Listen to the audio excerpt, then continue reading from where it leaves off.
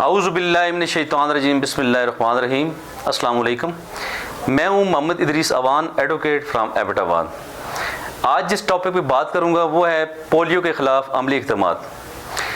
जैसा कि आपके इल्म में है कि पोलियो एक बहुत ही ख़तरनाक बीमारी है जो कि ज़्यादातर जिसका शिकार छोटे बच्चे होते हैं, और पूरी दुनिया में पोलियो पे बहुत ज़्यादा काम हुआ है, और इतने ज़्यादा काम के बाद बिल आखिर पोलियो के ख़ात्मे में इंशाअल्लाह दुनिया कामयाब हो चुकी है और पूरी दुनिया से पोलियो तकरीबन ख़त्म होने जा रहा है। जो लोग दुनिया में अजीम कारनामे सर अंजाम देते हैं उन्हें दुनिया में हमेशा याद रखती है। कुछ ऐसे ही काम पूरी दुनिया में हुए हैं जो कि पूरी दुनिया पे एहसान हैं। अगर इन एहसानों की बात हम करें तो एक अमेरिका के नामवर तहकीकार सर जोनास एडवर्ड सालब को हम नहीं भूल सकते। उन्होंने मुख्तलिफ़ बीमारियों की रोकथाम के लिए कुछ तहकीकात की हैं और बहुत ज़्यादा काम किया है, और उसके बाद कुछ वैक्सीन दरियाफ़्त की हैं उन्होंने। और पोलियो की वैक्सीन उनका सबसे अजीम कारनामा है कि जो पोलियो की वैक्सीन उन्होंने बनाई है और उस पर उन्होंने काम किया है। और अज़ामाबाद उनके बाद जो है मिस्टर अल्बर्ट साबेन जो एक साइंसदान थे जिन्होंने पोलियो के कतरे ईजाद किए हैं, और साल 1953 में पोलियो की वैक्सीन तैयार हुई है। अगर इसके बाद 1953 के बाद काम मज़ीद मुसलसल होता रहा इस पर, और साल 1955 में इस वैक्सीन को महफूज और मौसर होने का ऐलान किया गया। ये बताया गया कि ये एक मौसर वैक्सीन है जो पोलियो के ख़ात्मे के लिए काम करेगी, जो बच्चों को महफूज बनाएगी, जो उनमें इम्यूनाइजेशन को स्ट्रॉन्ग करेगी।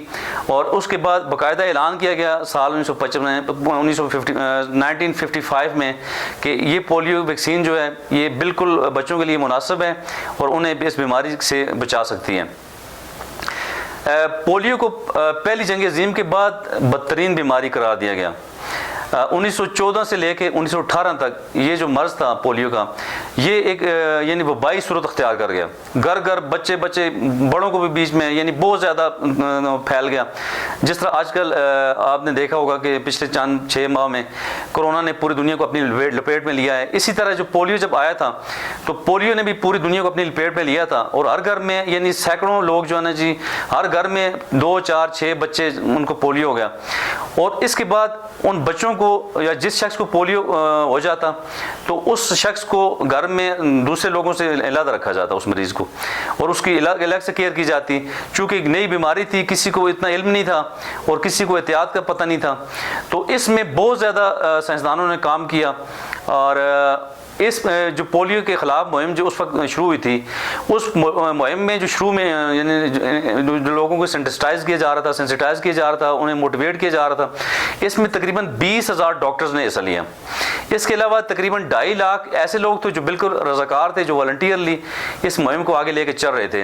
यानी कि लाखों लोगों ने इस मुहिम में हिस्सा लिया, तब जाकर लोगों में इस पैगाम को पहुँचाया गया। फिर इस वैक्सीन की दरियाफ़्त के बाद इन 2-3 साइंसदानों ने जितना इस पर काम किया, जब ये वैक्सीन दरियाफ्त हो गई, जब इसको मौसर बनाने का ऐलान कर दिया गया, तो फिर इसको जो है ना बच्चों में इम्यूनाइजेशन के लिए इस्तेमाल करना शुरू किया गया।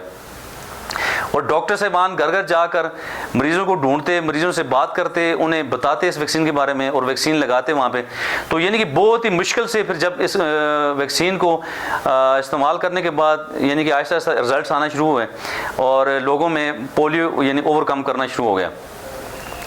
जब पोलियो की वैक्सीन दरियाफ्त हो गई तो अगला मरला जो था वो तजर्बा इसका था, यानी वो उसमें बहुत ज़्यादा मुश्किलात थी। उसमें जब इन रज़ाकारों ने, इन डॉक्टर्स ने जब काम किया तो उस मुश्किल मरले को इन्होंने आसान बनाया। 1957 में जब इसको बिल्कुल फ़ाइनल इस वैक्सीन को कर दिया गया, ये अल्बर्ट साबेन जो सर हैं, इन्होंने इसको जो है ना जी फाइनल करके एक मुकम्मल तौर पर एक मेडिसिन के तौर पर इसने जो है ना मार्केट में दुनिया में दे दिया। आज इस वैक्सीन की वजह से, इन पोलियो के 2 कतरों की वजह से हमारी पूरी दुनिया पोलियो से फ्री होने जा रही है।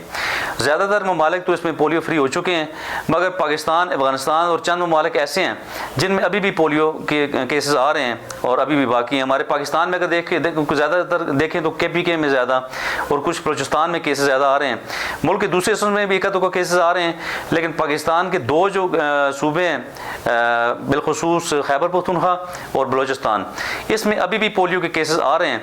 तो अभी हाल ही में ये पोलियो की जो हमारी कैंपेन चल रही है पूरे पाकिस्तान में, जो 5 रोज़ा कैंपेन है, जो 21 सितंबर से शुरू हुई है, तो 25 पे ख़ात्मा इसका होगा। तो पूरी दुनिया में पोलियो के वैक्सीन के कतरे पिलाने से बच्चे हमारे पोलियो से महफूज हो चुके हैं, और इंशाल्लाह वो दिन दूर नहीं जब हमारा पाकिस्तान अगले चंद सालों में इंशाल्लाह पोलियो फ्री हो जाएगा।